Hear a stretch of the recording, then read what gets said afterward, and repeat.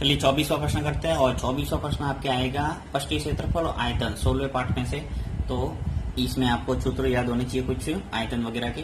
तो देखिए इसके अंदर 24वां प्रश्न मैंने क्या लिया है, बहुत ही इंपॉर्टेंट प्रश्न है ये भी, कि क्रमशः 6 सेंटीमीटर, 8 सेंटीमीटर तथा 10 सेंटीमीटर त्रिज्या वाले धातु के 3 गोलों को पिघलाकर एक बड़ा गोला बनाया जाता है। इस गोले की त्रिज्या ज्ञात कीजिए।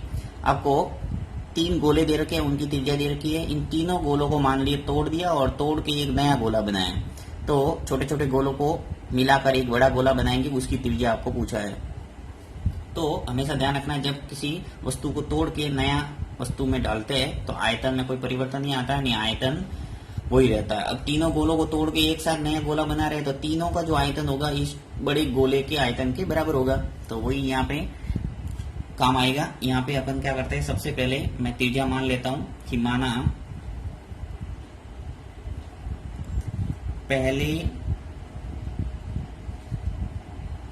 गोले की त्रिज्या, पहले गोले की त्रिज्या मान लेते हैं R1, स्मॉल r1 कितनी देर की है, 6 सेंटीमीटर। दूसरे गोले की त्रिज्या मान लेते हैं, दूसरे गोले की त्रिज्या इसको मान लेता हूं मैं R2, ब्रैकेट में R2 लिख लिया, और ये दे रखी है 8 सेंटीमीटर, तो लिख लेता हूं 8 सेंटीमीटर। इसी प्रकार तीसरे गोले की, 3 गोले हैं और तीनों की आपको मानना पड़ेगा। तीसरे गोले की त्रिज्या को मान लेते हैं अपन R3, ये है 10 सेंटीमीटर, तो आ जाएगी 10 सेंटीमीटर। अब क्या किया इसने कि तीनों गोलों को पिघलाकर, यहाँ पे जो भी धातु के 3 गोले इनको पिघलाकर एक बड़ा गोला बनाया जाता है। तो मैं बड़े गोले की त्रिज्या मान लेता हूं तथा बड़े गोले की त्रिज्या को मान लेता हूं कैपिटल R। स्मॉल r मानी, इसको मान लेता हूं कैपिटल R। और यही मुझे पूछा है, इस गोले की त्रिज्या ज्ञात कीजिए, तो कैपिटल R अपन को निकालना है। तो यहाँ अपन लिख लेंगे कि बड़े गोले का जो आयतन है वो क्या होगा, इन तीनों छोटे छोटे जो गोले हैं इनके आयतन के बराबर होगा। तो अपन लिख लेंगे तीनों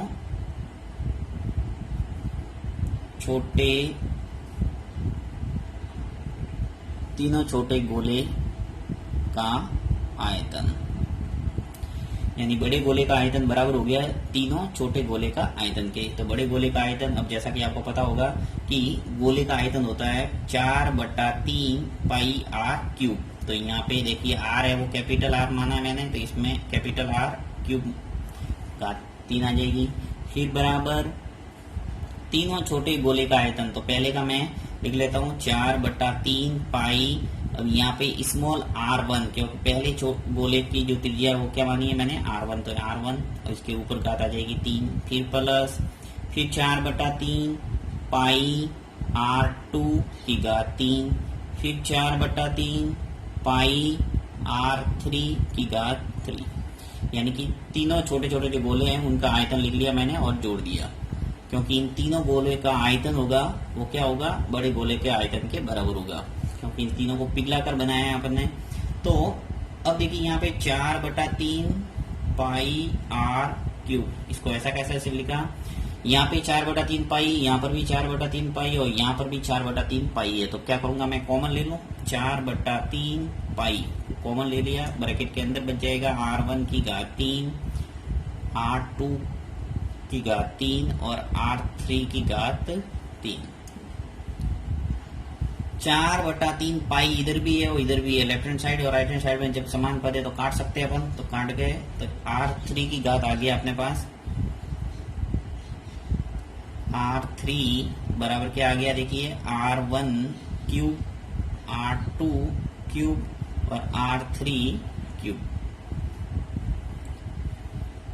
अब सिंपल सा आपको इनकी त्रिज्या रखना और सॉल्व करना। तो यहाँ पे देखिए मैं लिख लेता हूँ r1 कैपिटल R की घात 3 बराबर क्या हो गया, r1 है वो कितना है 6, तो यहाँ आ जाएगा 6 की घात 3, फिर प्लस 8 की घात 3 और फिर आ जाएगा 10 की घात 3। तीनों की त्रिज्या का क्यूब कर दिया, r क्यूब बराबर आ जाएगा 6 का जब क्यूब करेंगे तो 6 इंटू 6 इंटू 6 कितने हो जाएंगे 216। 8 इंटू 8 इंटू 8 तो कितने आ जाएंगे 512। फिर 10 इंटू 10 इंटू 10 करेंगे तो क्या आएगा 1000। अब आर क्यूब बराबर आ जाएगा, इन तीनों को जोड़ेंगे तो आ जाएगा अपने पास 1728। अब मुझे आर निकालना था, क्या करूंगा, जिस प्रकार घात 2 होती है तो आगे रूट का निशान लगाते हैं, उसी प्रकार रूट का निशान लगाना। देखिए रूट लगा लिया और 1728 को अंदर रख लिया। परंतु यहाँ पे एक बात का ध्यान रखना है, जब घात 2 होती है तो अपन वर्गमूल का सीधा निशान लगाते हैं, उसका मतलब क्या करते हैं अपन वर्गमूल निकालते हैं। परंतु जब घात 3 होती है तो यहाँ पे छोटा सा आपको 3 लिखना पड़ेगा। इसका मतलब क्या करना है आपको कि 1728 का घनमूल निकालना है, न कि वर्गमूल। और घनमूल निकालना भी मैंने सिखाए हुए, 3 के जोड़े बनाने और शॉर्ट ट्रिक भी बताई हुई है, आप सीख सकते हैं आराम से। तो यहाँ से घनमूल निकालेंगे तो यानी कि इसके 3 जोड़े बनाने हैं। तो इसको मैं ऐसे भी लिख सकता हूँ, देखिए 12 इंटू 12 इंटू 12 की घात 1/3 इस ढंग से लिख सकते हैं। तो आर बराबर क्या हुआ, यहाँ पे 12 की घात कितने हो गए 3 और 1/3।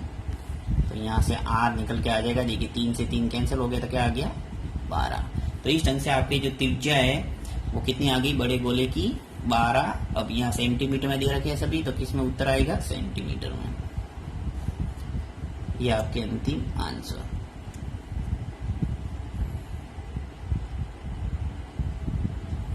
नेक्स्ट 24वां प्रश्न है कि 2 लंबवर्तीय बेलनों की त्रिज्याओं का अनुपात 2:3 है तथा उनकी ऊंचाइयों का अनुपात 5 और 4 है।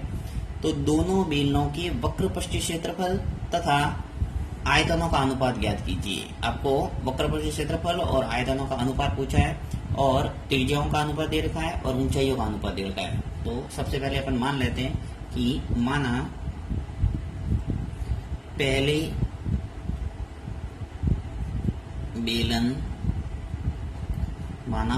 बेलन की त्रिज्या तो मान लेते हैं अपन R1, त्रिज्या R1 तथा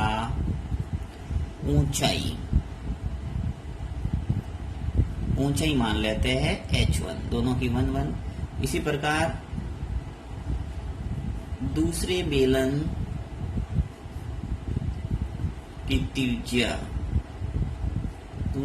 की त्रिज्या अपन ने R2 तथा ऊंचाई मान ली अपन ने H2। तो पहले की 1 और दूसरे की 2। अब आपको जो पूछा है उसके अनुसार अपन ज्ञात करते हैं। देखिए क्या पूछा कि 2 लंबवर्तीय बेलनों की त्रिज्या का अनुपात 2 और 3 और उनकी ऊंचाइयों का अनुपात 5 और 4 है। तो और पूछा है दोनों बेलनों के वक्र पृष्ठीय क्षेत्रफल और आयतनों का अनुपात। तो अपन पहले निकाल लेते हैं वक्र पृष्ठीय क्षेत्रफल का अनुपात। तो पहले बेलन का वक्र पृष्ठीय क्षेत्रफल बट्टा दूसरे बेलन का वक्र पृष्ठीय क्षेत्रफल। और पहले बेलन का वक्र पृष्ठीय क्षेत्रफल और दूसरे बेलन का वक्र पृष्ठीय क्षेत्रफल। और वक्र पृष्ठीय क्षेत्रफल का आपको जो फॉर्मूला है वो याद होना चाहिए, क्या होता है 2πr/h। तो यहां से लिख लेंगे 2πr/h। नीचे भी लिख लेता हूं 2πr/h। परंतु देखिए पहले बेलन का वक्र पृष्ठीय क्षेत्रफल लिख रहे हैं तो अपन ने क्या माना था, पहले बेलन की त्रिज्या R1 ऊंचाई H1, तो यहाँ पे 1 और 1 लिखना पड़ेगा। इसी प्रकार दूसरे बेलन का वक्र पृष्ठीय क्षेत्रफल, दूसरे बेलन की त्रिज्या मैंने R2 और ऊंचाई H2 माना है, तो यहाँ पर क्या लिखूंगा R2 और H2। इस बात का ध्यान रखना है। अब देखिए यहाँ 2π ऊपर भी है 2π नीचे भी है, तो इसको तो कैंसिल कर दो। क्या बचा अपन है R1 और H1 और R2 और H2। अब मान रख लो और आपके उत्तर आ जाएगा। चलिए यहाँ मान रख लेते हैं दोनों की त्रिज्या और ऊंचाई। तो पहले अपन को दे रखी है त्रिज्याओं का अनुपात। तो पहले बेलन की जो त्रिज्या है वो क्या है 2 और दूसरे बेलन की त्रिज्या कितनी है 3। इसी प्रकार ऊंचाइयों का अनुपात दे रखा है। तो पहले बेलन की ऊंचाई 5 है और दूसरे बेलन की ऊंचाई कितनी है 4।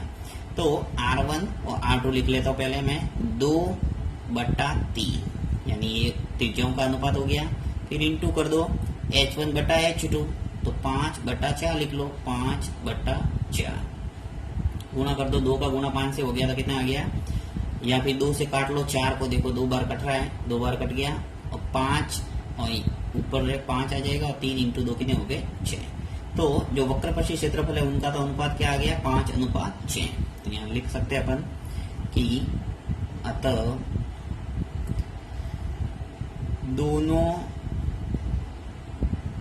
बेलन के वक्रपक्षीय क्षेत्रफल का अनुपात कितना है 5:6। ये तो पहला आंसर हो गया। अब आपको निकालना आयतनों का अनुपात, तो इसी प्रकार लिखेंगे, पहले